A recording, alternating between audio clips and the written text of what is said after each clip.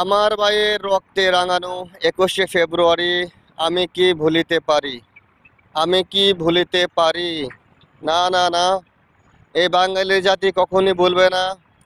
আমরা কখনই বলতে পারি না তোমাদের।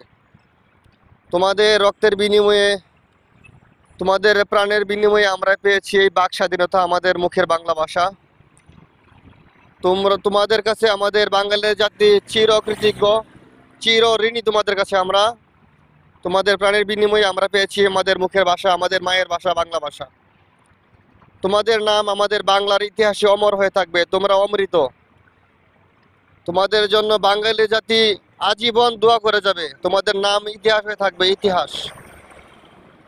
আমরাই একমাত্র জাতি বাংলা ভাষার জন্য, মুখের একটা ভাষার জন্য আমরা জীবন দিতে পেরেছি।